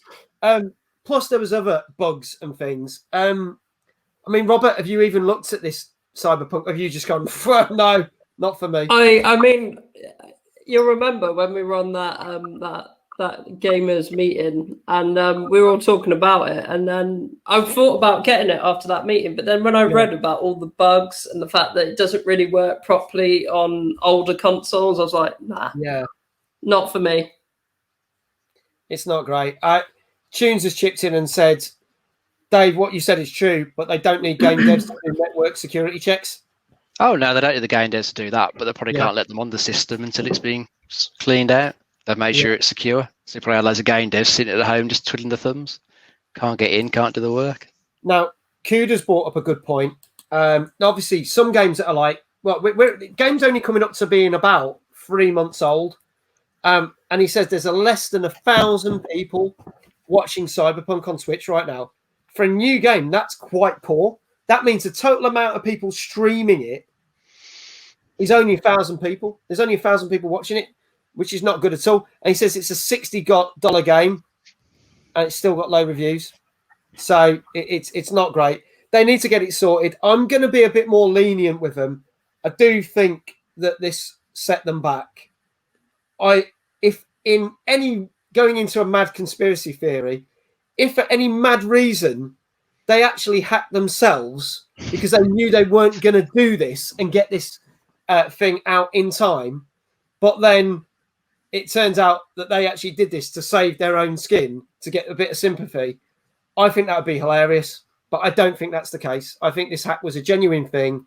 We know the stuff got sold for a huge amount of money. But there you go. Tunes has said there was literally 1,100 people watching one person stream Among Us. And that shows you how Among Us, which has been around for donkeys, but has become popular since last summer, if that's 1,100 watching, so there's more people watching one person stream than is the whole community of millions of people or billions of people on Twitch watching Cyberpunk. So that sums it up. I hope they get the stuff sorted. They really do need to get the stuff sorted. They do, don't they? But it's had its moment, really, hasn't it? It had its launch and it got slated, and that's what it's going to be remembered for. Yeah. It was like really hyped up before it came out, and then when it came out, all the bugs, all the glitches just made it a big disappointment. And I think that's why I've not even bothered to buy it, just because of what I've read about people saying, no, don't bother. I honestly believe, and I've said this, I'm sticking by it. I'm playing the game through once until I finish it. I will probably play it through a second time, but not stream it. And then I will wait until this so-called, the actual Series X and PlayStation 5 proper version comes out, which was supposed to come out in January, but has now been postponed to literally towards Christmas of this year. I will give it a go then, because hopefully it will be the game it should have been. And to be honest, they should have brought it out in 2021, because it will probably be better. Now, if that turns out to be absolute dog shit as well, I will probably never touch it again, because I think that'll be the final death of it. So they're really going to have to prove something. But a year later, is anyone going to really care? There'll be other stuff out. We'll have all moved on by then. Yeah. Discord says it's Cyberpunk, get it right. I don't know what you refer to. The actual game's called Cyberpunk 2077. So I don't know. What this means Cyberspunk. Oh, he's Cyberspunk. Okay, I see. Yeah, that's what he means. Okay, all right, yeah. Yeah. He said spunk. I get it now. Yeah, I just read it as Cyberpunk, but I saw the extra S. There you go. I think I need my glasses on. Anyway, on to our last couple of games. One which is practically a brand new game that landed today, and one which is not necessarily a brand new game, but it's coming out on PS5. This game is the only game that we're talking about tonight, which is out on every platform, which means, dun, dun, dun, we're talking about PlayStation, Nintendo Switch, PC, Xbox, all the next gen, and Stadia. Who gives a shit? So that's this is a game. If you like your Monster Trucks, Monster Trucks. What's wrong with me? I can't talk. Monster Trucks. This is a game for you. This is called, God help me get this right, Monster Jam Steel Titans 2. Here we go. And this literally came out today, and I managed to get my hands on the trailer literally a couple of hours ago. So let's have a look at the trailer for this, and we will go. Here we go.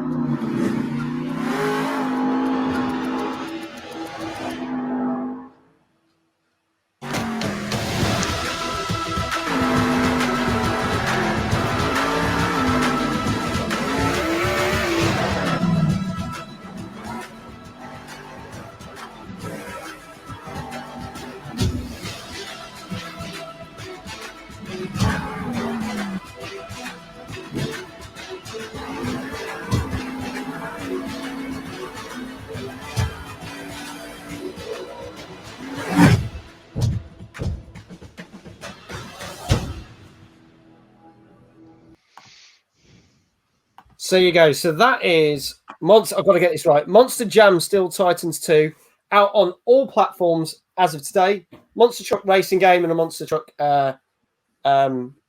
stunt game. I just want to hark back. I want to say hello to Shirkikasu who's come in. He literally joined our channel yesterday because I was streaming Cyberpunk. Just want to go back and said, hi, yeah, spoke yesterday, think Cyberpunk is dead and buried. Thing that bothers me, though, is what games are coming out to look forward to. Nothing is exciting me. There's not been many AAA games out this year. I think we've literally only picked out about 3. Everything else is either smaller titles or indie. But I'm sure there are going to be some decent big name games. But whether people will want to come back to Cyberpunk in December, we don't know. So there you go. But thank you for popping in. I appreciate that and giving your views. So this game, Monster Truck Racing. Dave, I'm going to start with you. This is tickle your fancy. A bit of Monster Truck crushing cars, doing stunts. No, can't say it does. Not massively into Monster Trucks. It looks okay. Graphics-wise, looks nice. But if I was going to play a multiplayer racing game out of what we've seen tonight, I'd still hark back to that heavy metal machines. That just looks a bit sort of simple, a bit more fun. Yeah. Rob, what about you? I think I probably would give it a go. Like, I don't mind racing games. I played a few racing games in the past. I think if it was more like kind of like trying to destroy the other cars, that would probably be more fun. Like a Demolition Derby type of thing. But yeah, I don't know. I think I'd give it a look, but it wouldn't be my first one of choice. I think, like Dave said, that first game that we saw earlier with would probably be more fun. It's what do you think the scores are, folks, in the chat? Give us an idea out of 10. What do you think this got? It basically has a load of different courses. Some are just like specific races. Some are things that you can do stunts on. You can play with other people on it. And it is, again, I don't know whether it's cross-platform, but it's literally come out on every platform. Dave, what kind of score do you reckon this got? And it literally came out today, this game. I'm gonna guess a 6. I don't think it looked that great. Okay. Tunes has said a 7. Kuda has said an 8. Rob, what do you reckon? 7. Okay. I can tell you now, it got a 6 out of 10. They basically said the difficulty of it isn't that difficult, so it's quite easy for you to win a lot of the races, the matches, even on the harder settings. And some of the tracks and things could have been a bit more elaborate for what you're getting. And therefore, it got a 6 out of 10. As I said, that came out today. It's out on PC, Xbox One, Xbox Series X, PlayStation 4, PlayStation 5, Switch, and Stadia. Who cares? That is out. If you like the first game and you want to give that a whirl, I know it's Tunes again, said I've downloaded it. Give it a go. Another comment Shirkik said about Outriders. Now, the demo, interestingly enough, I wasn't going to talk about this week. I was going to talk about this next week. But there is a demo for Outriders. It's a 3-hour demo. Outriders, same on new Resi Prob Light 7. Nothing excites me, so no more. Blame that on Cyberpunk. The hype, the Nightwise, and final result. Maybe the new Nier Automata. I think that's the thing, that games have been so hyped, and we talked about this with Anthem earlier. Anthem was so hyped up that when it came out, it was a disappointment, and that is pretty much the same thing. I'm keeping my fingers crossed for Outriders. For the fact they put out a 3-hour demo, to me, I think will speak volumes of how confident they are that's going to be a good game. But we will talk about that on a later show. So, coming on to our last game. Now, technically, this isn't a new game. And Dave and me actually talked about this game on our first chat show way back in November. Hard to believe this is our 14th show that we've done. So this isn't anything new. It came out on Xbox Series X and Xbox One. Came out for PlayStation 4, but not for PlayStation 5 until today. This is the wacky and wild game of Yakuza Like a Dragon. This is the PlayStation 5 version. However, I could only get my hands on the PlayStation 4 trailer, even though they class it as the PS5 trailer, which is interesting. But let's have a look and remind ourselves of that game that came out back in November. Here we go.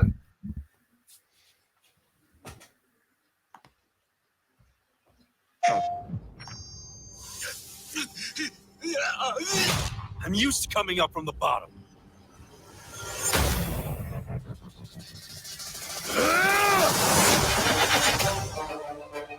Let's do this!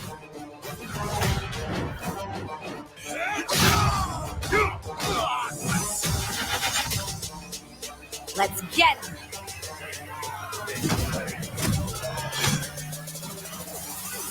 Easy. Let's get fancy. Happy birthday!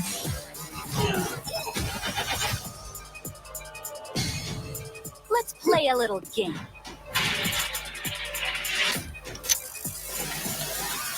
Your turn. Get a load of this!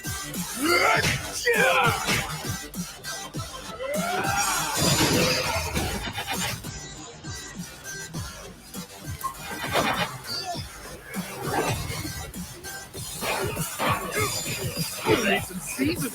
Order up.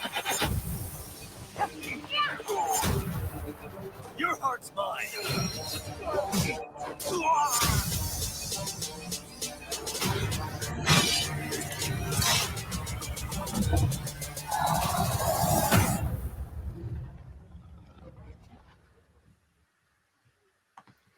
Okay, that is Yakuza Like a Dragon, but this is the PlayStation 5 version. Now, when we talked about this on the show back in October, and Discord said, do you remember the good old days when we started the show? It was going, test 1, 2, can you hear me? Can you hear me? That's back to the good old days. Luckily, we don't do that now. We just get you to tell us if it's crap or not.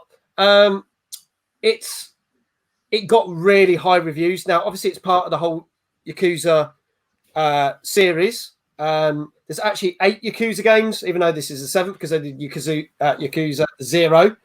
But they changed this up because all the other games were RPG, but it's hack and slash when you attack the enemies. This actually was the first one to do turn-based combat. I don't think that trailer does it justice because there's loads of other mad mini games, side quests. You can do karaoke, you can go around in go-karts, do races, loads of crazy games. Rob, is this your kind of thing? Would you give it a go? And do we think the PlayStation 5 version is going to be better than the ones that came out back in October? I was a bit like, what am I watching? Because initially I was like, this has got like Tekken vibes to it. But then like they started going on about, you can be a chef, you can do music. I'm like, what is this? What am I watching? So I'm a bit confused about what this game actually is. I would say it's a bit of everything, but it's insane. There's a bit where you can get a giant Roomba to attack people. That's kind of how it goes with this. Dave, we've talked about this game before. Do you think it's going to be any different from the version that came out? Oh, probably not hugely different. I guess it's because a graphics update, probably loads a bit quicker, stuff like that. Nothing major. It looks like it'd be fun. This looks like it doesn't take itself too seriously. All these wacky characters in there. Exactly. Might be okay. I've never tried the Yakuzas. I can't say this would convince me to try them, but looks fun. Okay. What do we think this gets in the chat? Put your scores now out of 10. I'm just going to read. Mia says, "Okay, I'm back. She'll be happy to know she missed the Cyberpunk stuff." And she can catch it on the replay. Yeah, so she's glad. But yeah, watch it on the replay. There you go.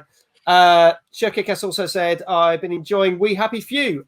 I've enjoyed that, and fully enough, I am streaming that this week on Sunday at 12. This is really bizarre. There's a couple of games we talked about that I am streaming, and this is totally random because I didn't know he was going to mention it. But Underrated and Ori, which is a masterpiece. They're really old games. Yakuza Like a Dragon was my game of the year last year. Gets a solid 9 out of 10 from him. So that's cool. If Sims, Walker says, if Sims and the Kung Fu fighting games had a baby, this would be it. Discord reckons it's got crap graphics, but still gets an 8 out of 10. Sure, it does say Rob and Dave are missing out. We're not playing Yakuza Like a Dragon. I have to say, after I saw the reviews last year for the game, I was very tempted to get this, and I've seen a lot of gameplays, and it's not just the combat stuff. There's so much other stuff. Wouldn't surprise if it pops up on Game Pass at some point, because the other Yakuzas haven't they? So hold off long enough. It pops up on there. I'll give it a go. See what I think. Yeah, literally 2 weeks ago, if I get this right, Yakuza 4, 5, and 6 turned up in the same week on Game Pass. I am very tempted to give one of them a try, and if I like that, I will probably wait for that, and then I'll play the whole of Yakuza 7. So, Dave, what do you reckon this got out of 10? Oh, I think it did well, didn't it, with the reviews? I'm going to guess a 9. Okay. Rob? You said it did well, so I'm going to go for an 8. Okay. So it was one of our highest scoring games when we reviewed it back in October. As Dave said, there's not much difference to it. It is basically quicker load times. It looks better. People have said it looks better than the Xbox Series X version. So they've obviously touched it up even a bit more. But it still gets the same score that it got back in October, which is a 9 out of 10. So if you think it's crazy, you want to give it a whirl, I'd give it a whirl. As Dave rightly says, there's a good chance if you're on Xbox, this will come onto Game Pass at some point because the other Yakuza games have. I don't know whether it will come on to PlayStation Plus or anything on PlayStation. Obviously, they've launched it today on PS5, so you might have to wait a while. But I would say if it's that kind of thing that you love, go out and get it. But if you're not too sure, wait for it and hopefully try it in a year's time when it does come out. So that is our 10 games that we've talked about. I'm going to quickly go through the scores again. We have Bravely Default, which came out last Thursday on Nintendo Switch, got a 7 out of 10. Heavy Metal Machines, which came out last Tuesday on Xbox and PlayStation, 8 out of 10. Killer Queen Black on Xbox and PC came out last Tuesday, 8 out of 10. Maquette, which came out on PC, PlayStation 4 and 5, and is free on PlayStation Plus, came out today. That got a 7 out of 10. Forward to the Sky came out last Thursday, got a 5 out of 10 on Nintendo Switch. Retro Mania Wrestling, which came out on PlayStation, Xbox, PC, and Switch, came out last Friday, 9 out of 10. Breath Edge on Xbox, PlayStation 4, and Switch came out on PC last week. Is coming out on those platforms on April the 6th. Got a 5 out of 10. Harvest Moon One World on Nintendo Switch came out yesterday, 6 out of 10. Monster Jam Steel Titans 2 on all platforms and Stadia came out today, 6 out of 10. And Yakuza Like a Dragon, the PlayStation 5 version, came out today, 9 out of 10. Now, talking of PlayStation, let's talk about one of our final news stories. It has been announced that PlayStation have decided that some of their PlayStation-only games, and let's face it, there are a lot of PlayStation-only games, and that's kind of always why PlayStation has led above Xbox, have now said they're going to come out on PC. So they're not going to be PlayStation-only. Now, they did bring out Horizon Zero Dawn last year for the first time on PC, and it was very well received. And it didn't get much of a backlash from the PlayStation community because it had been out for quite a few years. The next game they have announced was the 2019 PlayStation exclusive Days Gone, which is coming to PlayStation this year. Do we think this is a good thing, or do we think this is a bad thing? You guys have both got PlayStation, so what do you reckon? Or do you think this is just good that more people can access these games? I think it's only a good thing. Yeah. Go on, Rob, you go first. Go on. Yeah, I think it's a good thing. More people accessing the games is obviously going to be good for developers because they make more money because it's across two systems. And if they bring in cross-play as well with certain games, then great. You can play against your mates that maybe don't have a PlayStation. Yeah. Dave, your thoughts on it? Yeah, I was going to say much the same thing. Yeah, it's good more people get to try some of the games because not everyone's going to buy every platform like I do.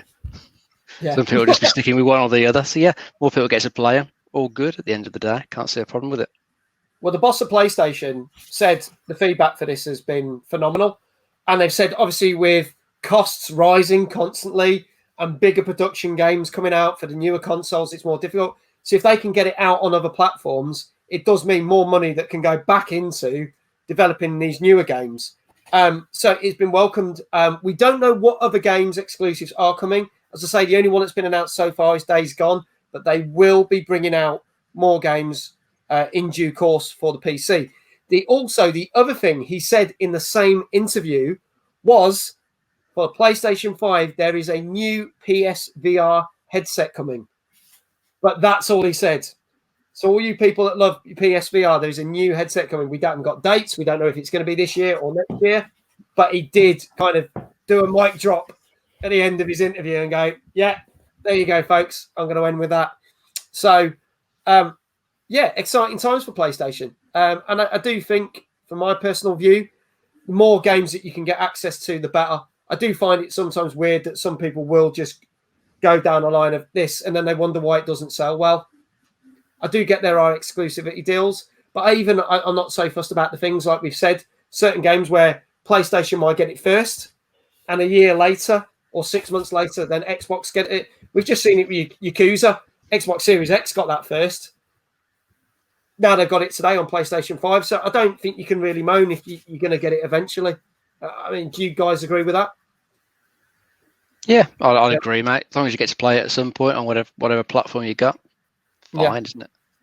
I mean, it's becoming more common now, isn't it, that they open things up so that all the consoles can play together. Like, I love the fact that now with Call of Duty, like, I can play against all my mates, even if they're on PC or if they're on Xbox, you know. So I think it's a good thing now that they're sort of opening them up to more than just the one console.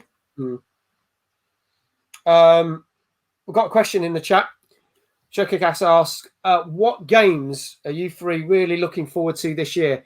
It's kind of the Mass Effect remaster, but again, old games, what's new? It's been a shit 6 months for video games, let's be honest, but what are you looking forward to? Dave, any particular thing? Yeah, I think the next one I'm looking forward to, shouldn't just come out this year, is the next Horizon Forbidden West. We haven't seen a huge amount of that, and they didn't show anything at the PlayStation State of Play last week, but I think it's still coming later in the year. So I really enjoyed the first one. I actually loved the story in it. So I've got high hopes for the next one. Okay, Rob, what are you looking forward to? I don't think there's anything in particular, but I'm interested to see what Ubisoft do with Star Wars now that EA don't have the rights exclusively anymore to Star Wars games. I think so. That would be something I want to see more announcements about, is what they're going to do with the Star Wars video games. Now, it'd be interesting because Ubisoft put out a couple of press conferences online during last year, and I know they're going to be doing that again. So it'd be interesting to see if they announce any of that over the next couple of months. And I do think a Ubisoft Star Wars game could be cool. For me, there's two games. It's quite funny. There's one, I'm looking forward to Resident Evil 8. I love Resident Evil 7, Resident Evil 8 that comes out in May. And then there's another game I'm really looking forward to that's due to come out in May, which we talked about, I think, on our first show this year. But I don't think I'm going to get to play it, which is odd because it's a Bethesda game and Xbox have done Bethesda, which means it's supposed to be exclusive, but it's only coming to PlayStation 5, which is Deathloop. I really want to get my hands on that. So whether I have to steal a PlayStation to play it or borrow Dave's for a week, I don't know, but we'll see. You have to ask me nicely. It has to nicely. He probably still won't let me. Did Rob enjoy the last Star Wars game? He says, I don't think I actually played it, to be honest with you. Is that the Squadron one? Yeah, or are you talking about Jedi Fallen Order, which was the one that came out the year before Squadrons? Oh, thank you, Walker, for the 100 bits. Thank you for the RIP cheer. Sorry, it doesn't come up on this. It comes up on the other screen, so I missed it. Thank you so much. Appreciate that. Deathloop's coming to PC as well. Thanks. Oh, Fallen Order. That's the one he was talking about. Rob, I haven't played that. That's one I need to go back and get, I think. Now, Dave, you played that, didn't you? Oh, I really enjoyed Fallen Order. I thought it was fantastic. Yeah. Looking forward to the follow-up. Yeah, I hope they do a follow-up. I streamed it from kind of November through to the end of Christmas. So do check out the videos. It's on the YouTube channel. But we did stream that for about 5-6 weeks, and I loved it. And if they do a sequel, I'll be over the moon.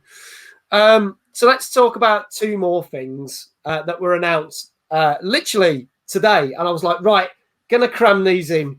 2 more news stories. I'm weighing up which one to start with. Do you know what?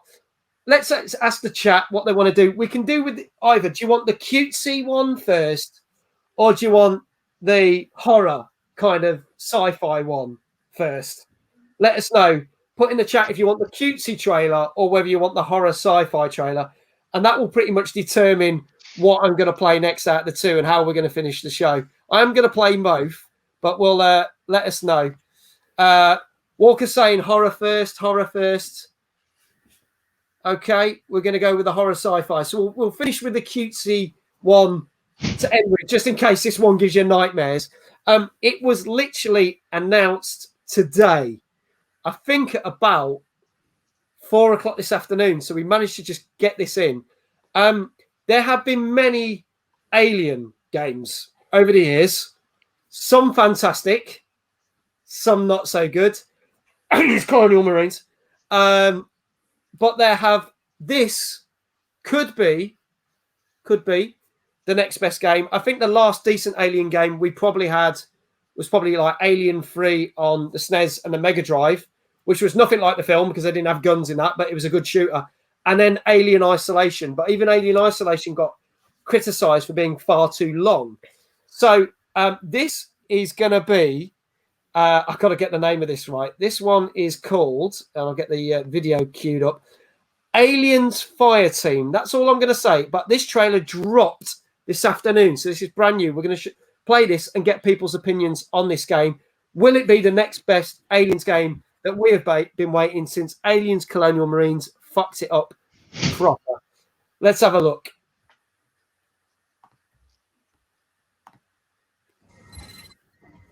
There are some places in the universe. I've got movement!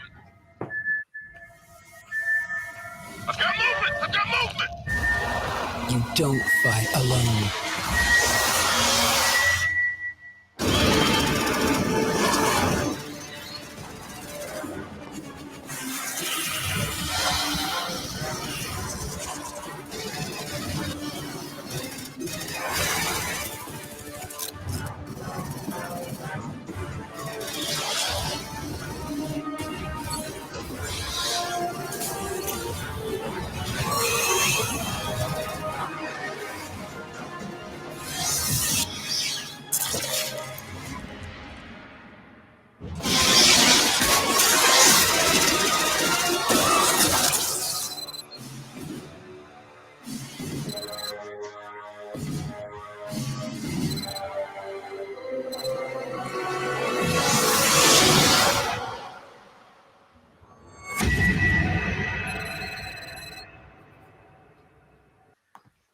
So there we go. That comes out this summer, and literally they dropped the trailer. Nobody knew this was coming, as far as I know. Rob, you like your shooters. Do you think this is going to be something you're going to look forward to? I'd play that. I do like a shoot game. I have played a couple of similar games to that in the past where you got to shoot up aliens. So yeah, I definitely would play this. I remember seeing recently someone did this video where I think it was Alien Isolation, and they'd done it in VR, and it looks proper scary. The closest thing that this does remind me of, which came out to a not very kind of big reception, was Predator Hunting Grounds, which came out quite quietly, I think about 2 autumns ago. But this seems very similar. But I was intrigued by that. But again, that was a PlayStation only game. Do you think this is going to be similar, Dave? I was kind of getting Left 4 Dead vibes just watching that. I think looks like it's going to be that sort of game. You know, just get your mates in, loads of enemies coming at you, probably a few special creatures in there to mix it up a little bit. That's the feeling I'm getting from it. It looks the part. It's certainly got the graphics right, the sounds right. Looks like it's got the atmosphere. But then so did the Alien Colonial Marines in the trailer. So this is one that I would hope that would be good, but we've been burnt before with the Alien franchise. So I think it's one of those ones to wait for a review day before you do anything with that game. Definitely wait for a review day. We don't know what this is going to be like. and we haven't really heard much about it. So let's see. Hopefully it is good. Hopefully it'll do it justice. Could possibly be the best Alien game we've ever had. We'll have to see. Quick question again from Shurkikas said, what's your favourite game of all time? He says, mine is Final Fantasy VII. So many good memories. Rob, what's your favourite game of all time? See, because I really like Call of Duty, I think it's Modern Warfare 2. That for me was, I think, one of the best Call of Duty games. Okay. Dave? Oh, one of my all-time favourite games, I don't know if many people have played it, but it was Ico on the PS2. Absolutely loved that game. It was just a really good sort of little adventure game. Just trying to escape this castle with this, just strange girl that you found in there. The way it sort of made you hold hands with her to sort of get her to follow you along. Absolutely loved that game. Gone back to it a few times as well over the years. It's difficult for me because there's trying to pinpoint a game. I won't talk about a lot, but there's three that I like. I love Total Overdose on the PlayStation 2. It was an over-the-top action game, which was hilarious. Assassin's Creed 2, absolutely adored. And probably most recently, well, I say most recently, but Far Cry 3 was outstanding for me. And I haven't been able to do it justice since, I think. Shokikas also said Aliens Colonial Marines was probably the greatest game ever made. The gunplay, the graphics, wow, just everything AAA. Joking, but to be honest, I would compare it to Cyberpunk. How bad's that? Kuda says, I'm with Rob on that, agrees with your game choice.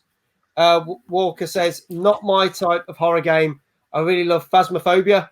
That's the type of horror game that I like, but it looks good. Hopefully, we will stream Phasmophobia at some point. We were talking about this on the VIP stream. But just before we wrap up, we're going to play one more trailer. Now, this isn't technically a game, but it's a board game. We don't often talk about board games, but more recently, there has been a trend for well-known computer games to be turned into board games. One good example is the fact that Sea of Thieves, you can now get Sea of Thieves Monopoly. I shit you not. You can actually get a Sea of Thieves version of Monopoly. This is a completely different type of board game, but we're going to play the trailer. For those who love Stardew Valley, this is a trailer for Stardew Valley, the board game. Here we go.